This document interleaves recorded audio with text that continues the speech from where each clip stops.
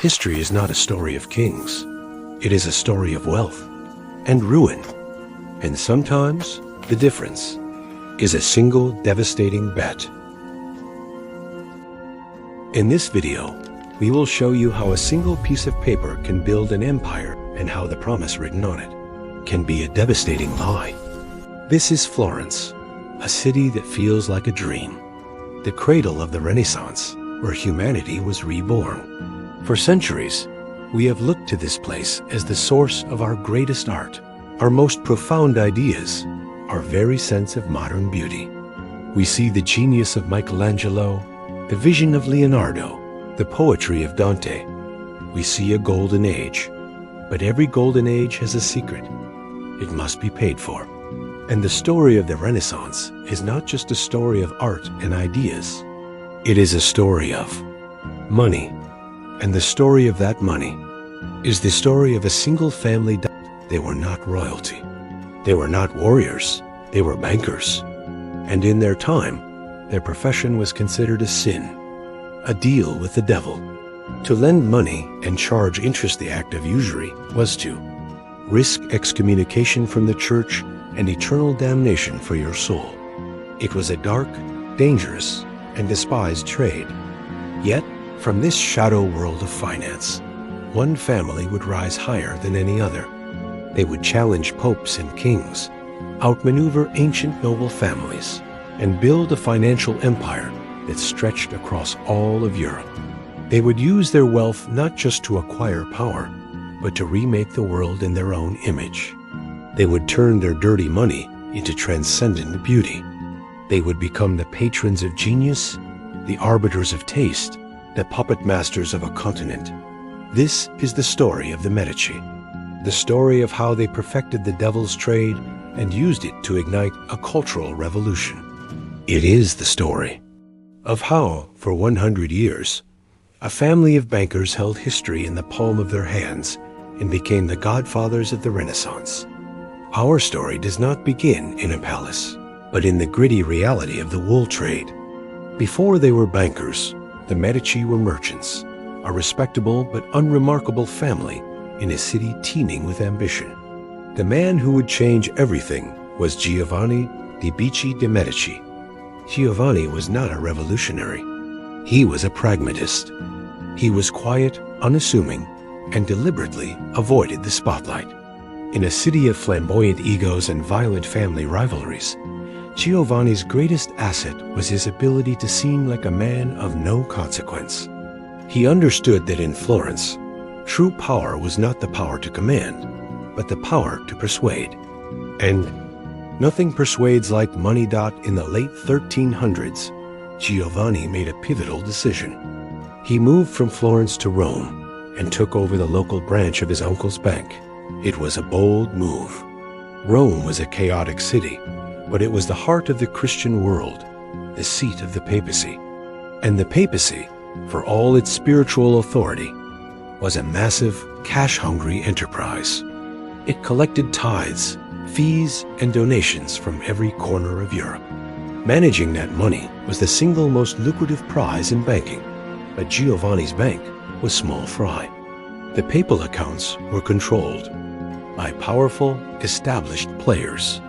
To compete, Giovanni needed an edge, and that edge would come from a very unlikely source, a pirate. His name was Baldassare Cossa, a former Neapolitan soldier of fortune. Some even called him a pirate who had bought his way into the church and become a cardinal. Cossa was ambitious, ruthless, and deeply in debt. While other, more established bankers saw him as a terrible risk, Giovanni saw an opportunity. He did something audacious. He became Cossa's primary banker. Giovanni loaned Cossa vast sums of money, funding his lavish lifestyle and his political campaigns within the complex and corrupt world of the papal court. It was the ultimate gamble. For years, Giovanni poured money into this human money pit, hoping for a return that was far from certain.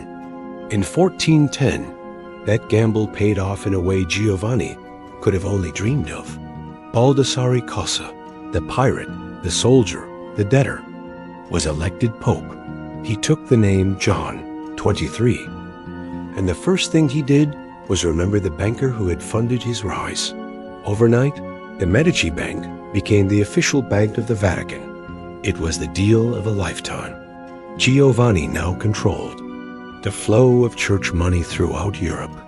But managing this vast new enterprise required a new way of doing business.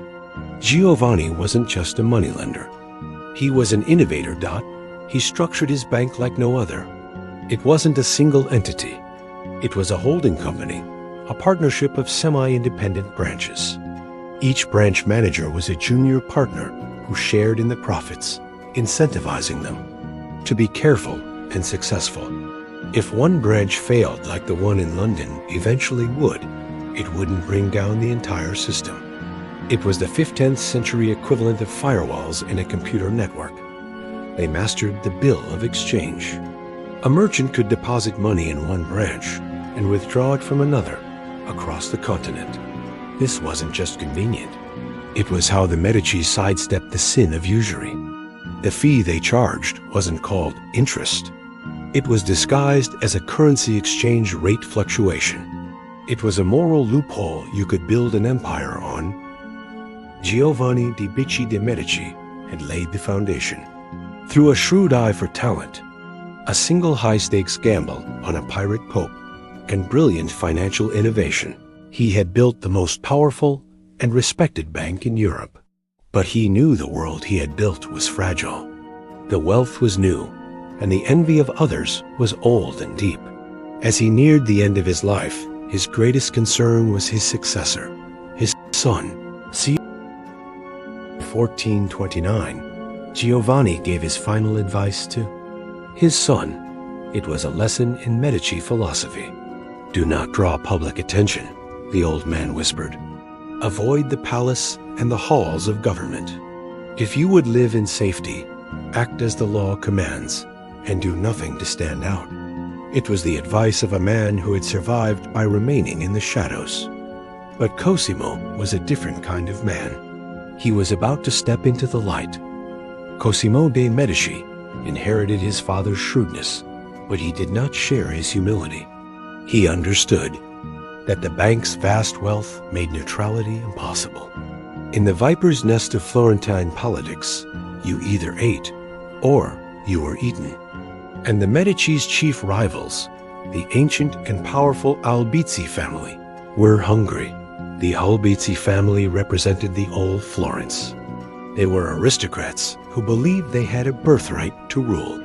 They saw the Medici's ever-growing influence as a cancer on the city. They controlled the Signoria, the city's government, and they decided it was time to cut the Medici down to size. In September of 1433, the Albizzi made their move. They arrested Cosimo and imprisoned him in a small cell at the top of the Palazzo Vecchio. The charge was treason. The penalty was death. For the Medici, this was the moment of truth. Their empire, built over decades, was about to be decapitated. From his prison cell, Cosimo did what a Medici does best. He used money. He managed to bribe the jailer and smuggle out messages. He paid a hefty fee, 2,000 florins, to have his death sentence commuted to banishment. The Albizzi had won, or so they thought. They exiled Cosimo and his family from Florence, believing they had rid themselves of their rival forever. They had made a fatal miscalculation. The Albizzi had exiled the man, but they had not exiled his money or his influence. From his new base in Venice, Cosimo began to pull on the invisible strings of finance that tied Florence to the rest of Europe. The Medici Bank was so deeply integrated into the continent's economy that its absence caused a crisis. Major European banks, allies of the Medici, started calling in their loans to Florentine businesses. Trade dried up.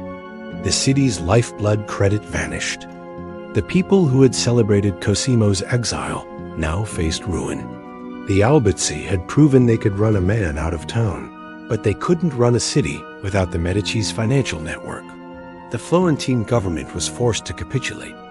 When Cosimo returned in 1434, He was no longer just the city's richest man. He was its undisputed, unofficial ruler. He never held a formal title. He created no throne. He simply ensured that the government was always filled with men loyal to him, men whose businesses and fortunes depended on the Medici Bank. He was given the honorary title Pater Patri, Father of the Fatherland. From behind the simple walls of his family home, Cosimo would rule Florence for the next 30 years. But Cosimo's genius was not just in politics and finance. It was in understanding how to use wealth to create a legacy. He embarked on one of the most ambitious and expensive patronage projects in human history. He was determined to transform Florence into the new Athens, the new Rome, and he would use the bank's profits to do it. His greatest project was the city's cathedral, Santa Maria del Fiore. For over a century, it had stood unfinished, its heart open to the sky. The hole in its roof was so vast, no one knew how to build a dome to cover it. It was the city's great shame. Cosimo's bank provided the funding for a brilliant, visionary architect named Filippo Brunelleschi to solve the puzzle. Brunelleschi's dome, a symbol of Florentine brilliance, was only possible due to Medici funding. Cosimo de' Medici strategically invested his wealth, not out of pure altruism, but to enhance the family's power and prestige. He supported artists like Donatello, whose bronze David became a Florentine symbol, as well as Fra Angelico and Filippo Lippi. Cosimo also financed libraries and collected ancient manuscripts, preserving classical knowledge. This patronage beautified Florence, brought it fame, and most importantly, glorified the Medici name, serving as a testament to their influence and generosity.